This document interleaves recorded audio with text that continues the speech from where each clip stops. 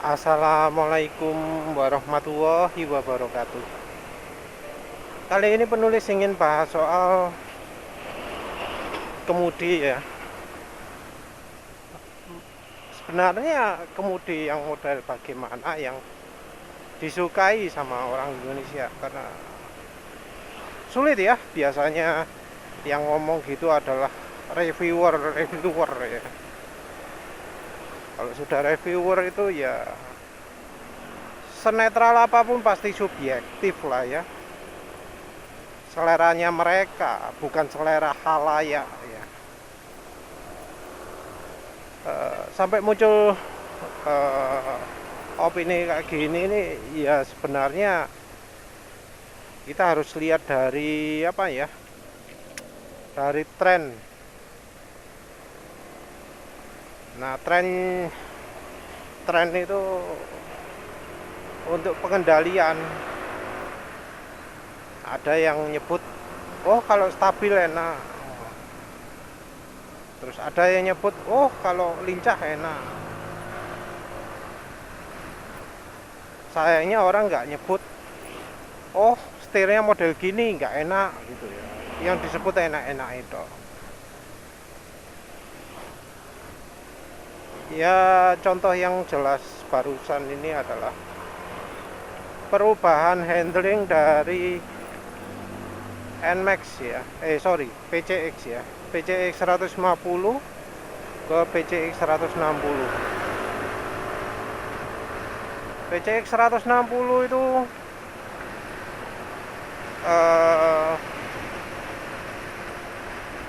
berubah dari sisi handling. Jadi ada perubahan handling yang baru, itu lebih lincah, lebih mudah dibuat belok-belok. Dan seperti biasa yang namanya reviewer ya, blogger atau vlogger itu yang merasakan sendiri perbedaannya PCX 150 dan 160, isinya memuji, wah ini enak, ini motornya lebih lincah, dibuat selap-selip enak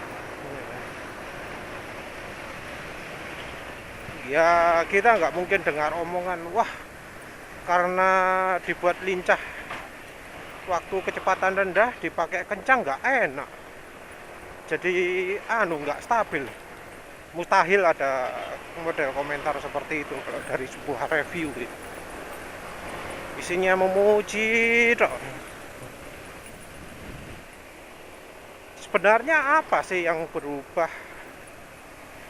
di PCX 160 sehingga motornya lebih lincah? Masalah ini pernah penulis bahas ya, cuma waktu itu belum lihat geometrinya PCX. Jadi penulis pernah buat video soal hubungannya geometri setang dengan gaya berkendara ya, dengan kestabilan.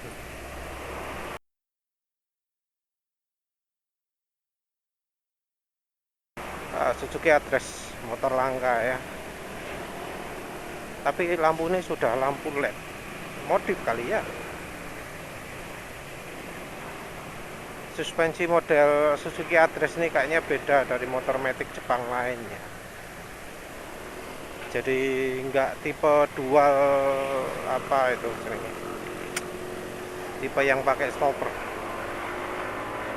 sehingga apa getaran lebih banyak tapi tapi sentakannya sedikit. Ya barusan penulis upload sih videonya soal engine mountingnya PCX yang bikin teman penulis sakit pinggang sampai sekarang harus naik mobil, nggak bisa naik motor lagi.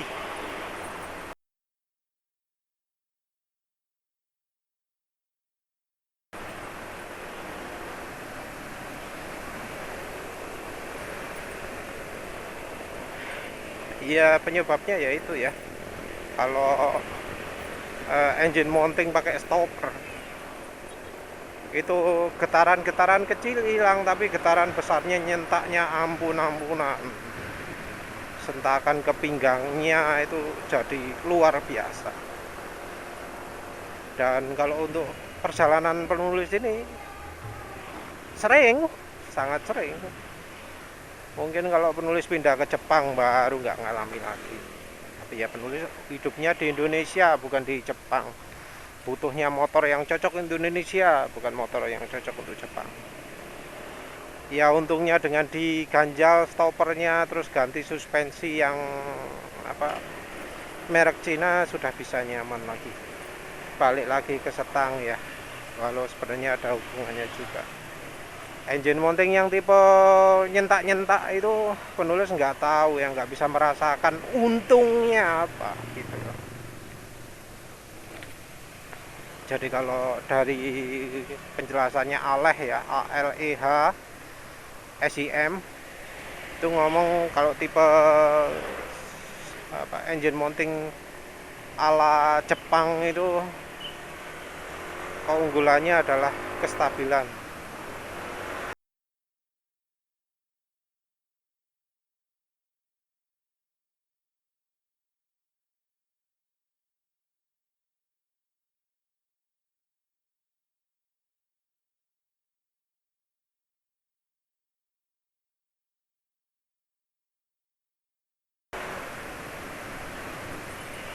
Kestabilan apa entah maksudnya, mungkin karena goncangan-goncangan kecilnya hilang ya, jadi lebih stabil.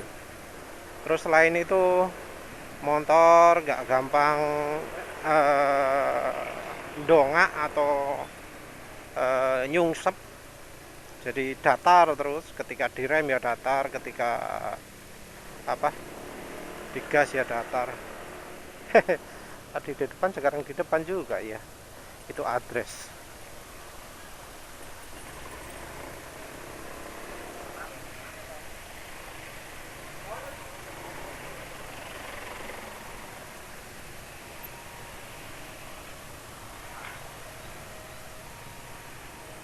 Jadi iya, walau katanya lebih stabil nggak kerasa. Jadi menurut penulis perbedaan handling dari PCX 160 150 dengan 160 itu bukan karena perubahan engine mounting. Karena engine mountingnya PCX 150 itu di depan ya, kayak NMAX New. Terus sementara yang PCX 160 itu di atasnya mesin kayak NMAX Ult. Entah mengapa kok niru MX Ult ya, PCX 160 itu. Dari akselerasi juga ngejar akselerasi bawah kayak NMAX Ult ini.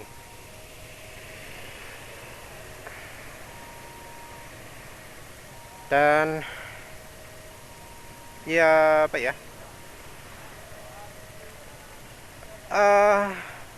perubahan geometrinya aja lah penulis tunjukkan ya. Penulis beberapa hari kemarin itu lihat perubahan suspensi, perubahan geometri setang di NMAX. Wah, ban depan ban belakangnya NMAX depan ini kempos ya, kurang keras. Emang empuk sih, tapi ya harusnya dibuat lebih keras. Geometrinya beda ya. Dari geometri ban depan sama persis, jadi beda ya dari NMAX ini. NMAX ini kan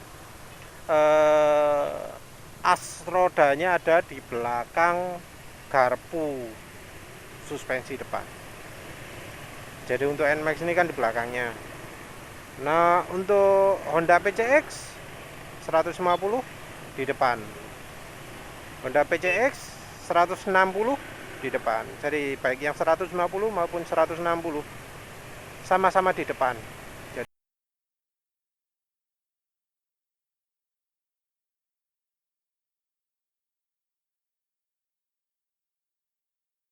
Jadi dari sisi geometri garpu dan as rodanya tetap. Kok handling bisa berubah kan katanya di video sebelumnya, perubahan handling itu bisa terjadi karena perubahan posisi asnya. Nah, posisi asnya ternyata sama persis. Nah, ternyata bedanya itu ada di T-nya yang seperti penulis jelaskan sebelumnya. Jadi T-nya itu beda. Yang PCX itu lebih datar, lebih apa namanya? Lebih mundur daripada yang PCX 150. Jadi yang punya PCX 150 itu, aduh, lampu lewat lagi kereta, gimana sih? Jadi yang PCX 150 itu posisi garpu bawahnya itu lebih maju daripada posisi apa? Lebih maju daripada poros perputaran setang.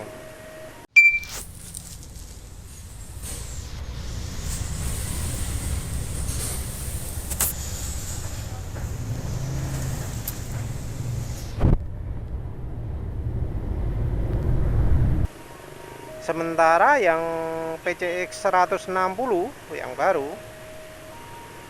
itu posisinya sejajar, jadi di kiri kanannya persis.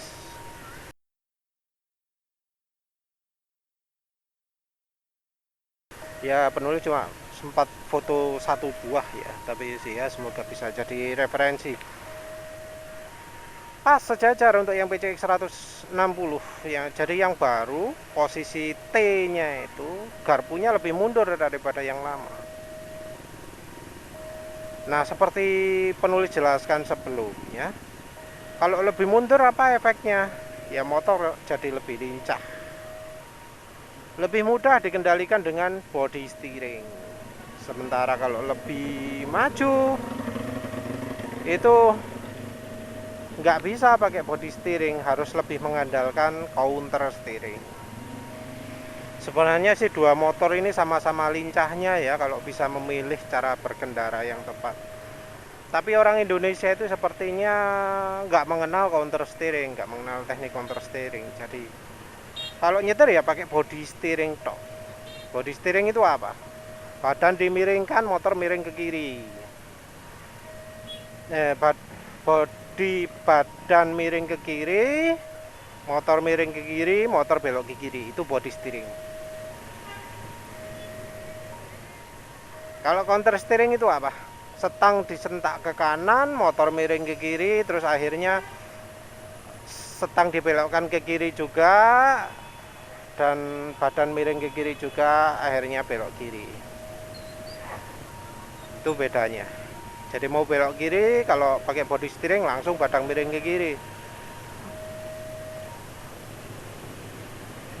Kalau pakai teknik counter steering, setang dulu dibelokkan ke kanan, baru badan dan setir dibelokkan ke kiri untuk belok kiri. Ini untuk motor yang tipenya as rodanya ke depan ya. Jadi makin ke depan makin butuh teknik counter steering, makin ke belakang makin butuh teknik body steering.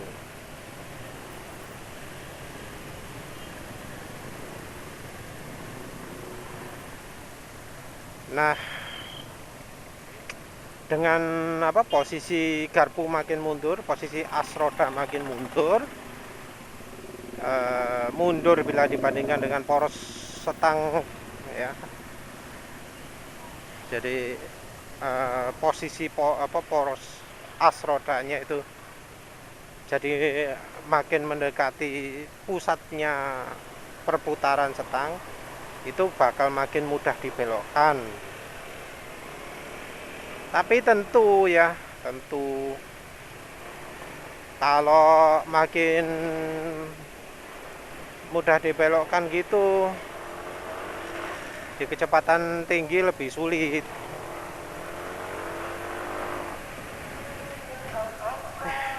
Ini bingung menulis, suara mesin halus,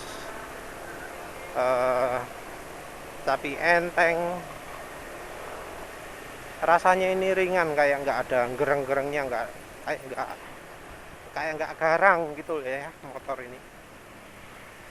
Tapi kalau dipakai akselerasi enak, nggak garang tapi akselerasi ini cepet ya. Nantilah penulis coba ukur 0-100 gimana, membingungkan ya. Nanti coba lihat apa benar akselerasinya masih oke ya. Kalau nggak oke pusing nih. Emang yang namanya feeling itu bisa menipu ya.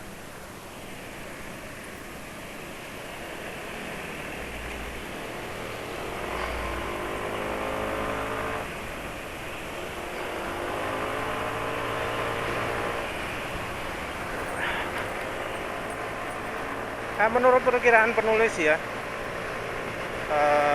PCX 160 itu untuk jalan kencangnya juga sebenarnya no problem ya. Karena contohnya NMAX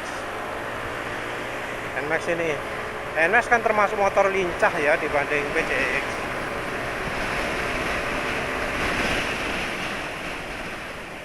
Tapi ya waktu penulis jalan 114 itu ya normal-normal aja sih. Penulis nggak merasakan ada kendala yang berarti ya, nggak sampai apa namanya sulit gitu ya, nggak sampai nggak stabil gitu. Berlebihan orang-orang yang ngomong apa kalau setang apa model PCX 150 itu cocok untuk touring, itu berlebihan menurut penulis. Kan dulu itu PCX 150 kendalinya lebih stabil dibanding dengan NMAX. Itu kan dipuji-puji toh. Emang PCX 150 model kendalinya stabil itu, lebih cocok untuk touring itu, lebih enak untuk touring itu, lebih sesuai untuk touringnya. Menurut penulis enggak lah ya. Penulis pakai NMAX ini ya tetap stabil lah, nggak sampai hancur-hancuran gitu, nggak sampai apa kacau setangnya gitu.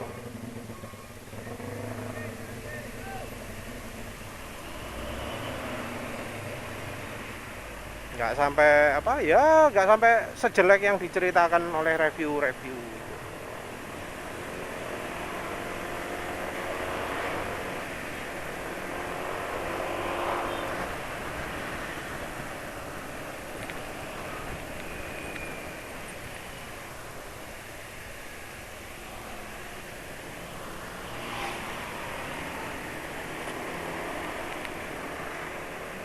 Ya jadi ini bikin penulis bertanya-tanya lah ya sebenarnya.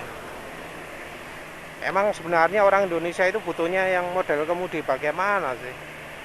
Yang mudah belok apa yang stabil? Yang jelas kalau dari reviewnya NMAX ya, orang itu nggak ada keluhan bahwa NMAX ini kemudinya terlalu lincah gitu, nggak ada ya kayaknya ya.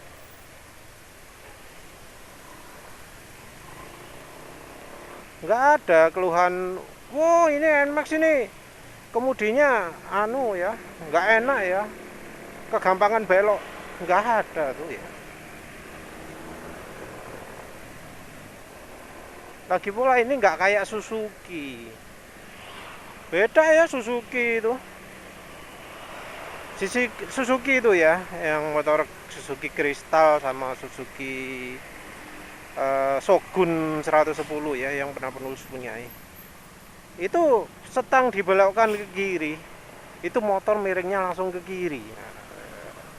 Beda kan, ini coba belokkan ke kiri, enggak tuh, enggak miring ke kiri. Jadi ya berlebihan lah. Enggak enaknya motor kalau model seperti itu ya, dibolokkan ke kiri terus langsung bisa miring ke kiri, yang model kayak Suzuki itu. Nggak enaknya adalah kalau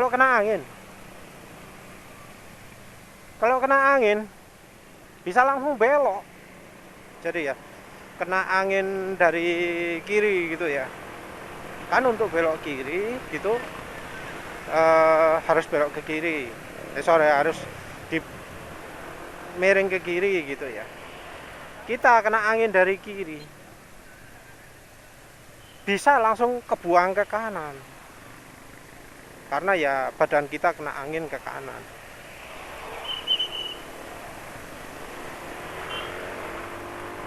Bingung ya penjelasannya ya. Pokoknya kalau untuk motor yang model Suzuki itu yang begitu dibelokkan ke kiri langsung belok kiri, itu kena angin, badan kita kena angin, ketiup ke kanan, maka kita otomatis akan kebuang ke kanan, langsung belok ke kanan. Dan untuk mengatasi itu, kita harus berusaha belok kiri. Dan jadinya apa? Kalau pas sudah kena angin gitu, miring gini, kena angin dari kiri ya, motor kita miring ke kiri gini. Miringnya parah loh ya.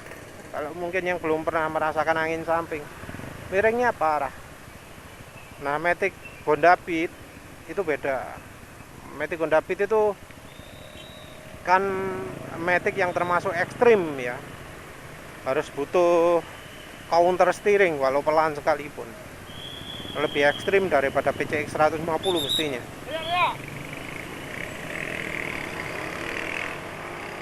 Nah, kalau yang model Honda Beat itu kena angin samping, no problem, nyantai lah ya. Karena apa? Badan dorong ke kanan, ya motor juga bisa tetap tegak. Jadi nggak harus terlalu miring gitu. Agak susah ya jelaskannya. Terus gini aja lah, ini NMAX. NMAX kena angin samping nyantai, nggak kayak kalau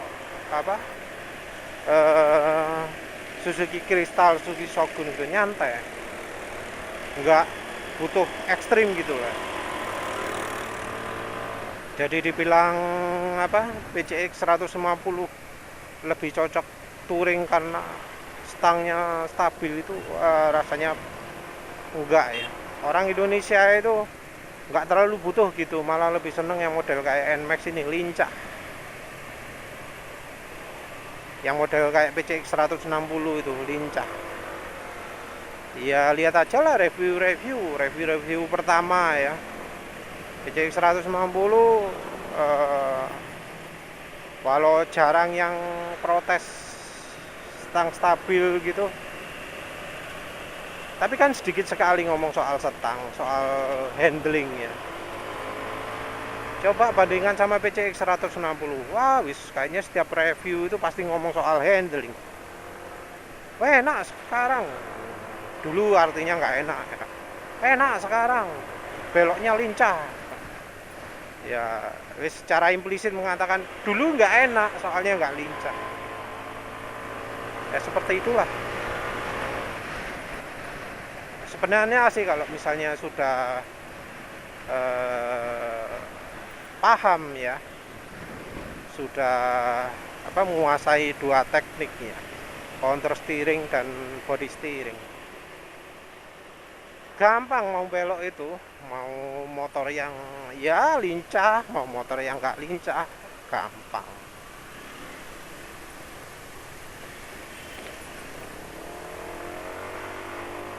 Menurut penulis juga nggak terlalu banyak bedanya ya. Cuma ya karena orang ini sepertinya kebanyakan nggak menguasai cara mengemudi counter steering, makanya orang jadi lebih suka yang model lincah. Ya nggak lincah-lincah amat ya. Kayak NMAX ini, emang bagian setang depannya bagian as roda depannya itu posisinya di belakangnya garpu depan, tapi kan nggak terlalu mundur ke belakang.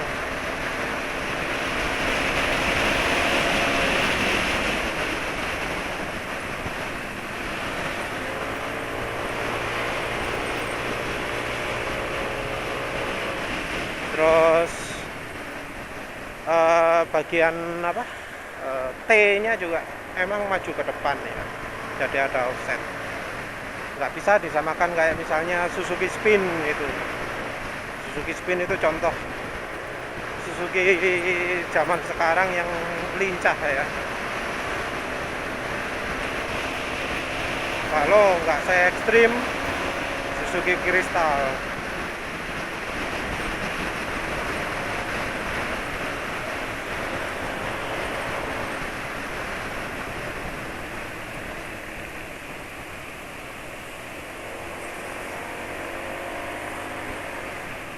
Ini ya wis ngisi bensin dulu aja lah.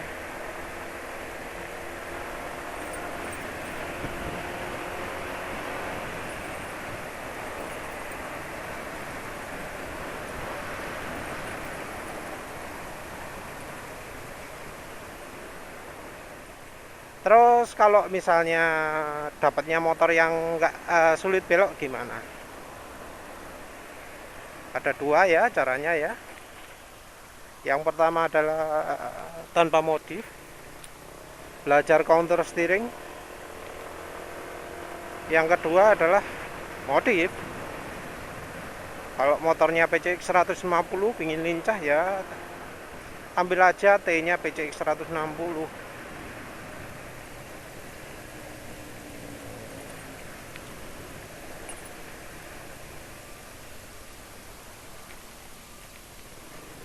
Saya nulis isi bensin dulu. Ini mungkin ban kempos ya.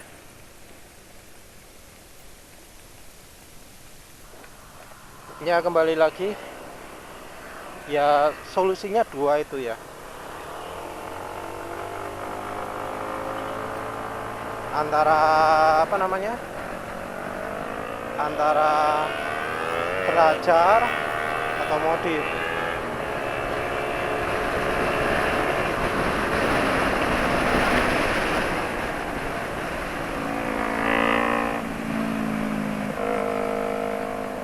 Ya yang paling cocok ya belajar lah ya counter steering.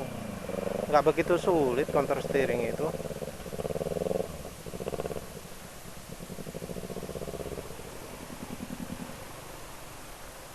Counter steering bisa dipelajari, tapi ya memang harus belajar ya, nggak bisa langsung. Butuh keberanian juga.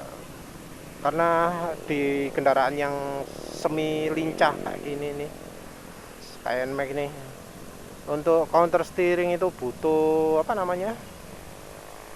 Butuh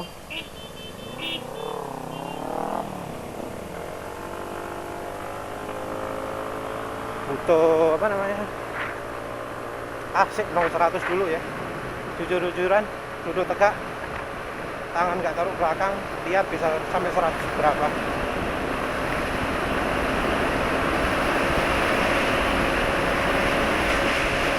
Oh 17 detik juga. Guys, karena ngerem ya wis karena ngerem mendadak gitu jedok ya. Suspensi depan, jadi sepertinya suspensi depan emang punya Yamaha ini kembuan ya.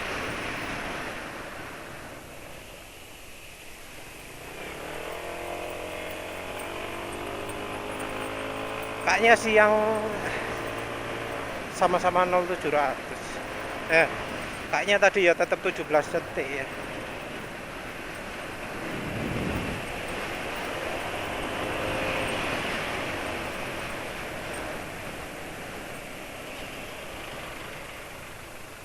Jadi siang nggak makin kencang, tapi ini kayaknya karena olinya ya, apa karena masih ada sadunya sehingga mesin jadi makin rapat, sehingga oli untuk siang gini pun nggak terasa encer sama sekali. Nih sama sekali nggak terasa encer ya siang. Kayak ada apa ya, kayak ada kotor-kotornya gitu loh ya. Tapi suara mesin juga nggak kasar, halus ya. Wis entahlah, balik lagi ke setang ya. Tiap motor beda-beda, tapi kayaknya orang Indonesia tuh lebih suka yang lincah.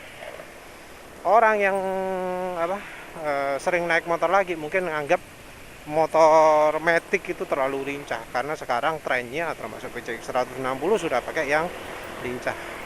Sementara itu motor lagi beberapa itu model setangnya itu kalau lihat triple climb ya, majunya kan lebih banyak daripada motor matic.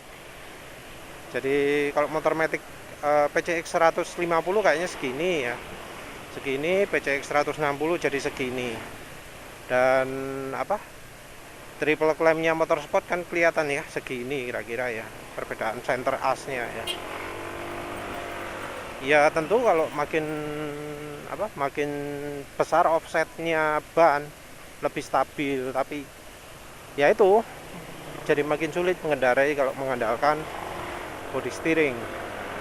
Orang yang sudah sering naik motor laki, motor matic laki, motor matic gantian terus selang-seling, pasti akan bisa mendevelop sendiri ya, bisa mengembangkan sendiri cara berkendara yang cocok untuk masing-masing motor.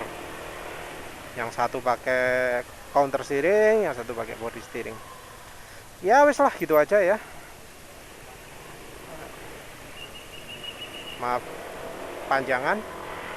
Terima kasih udah menonton. Assalamualaikum warahmatullahi wabarakatuh.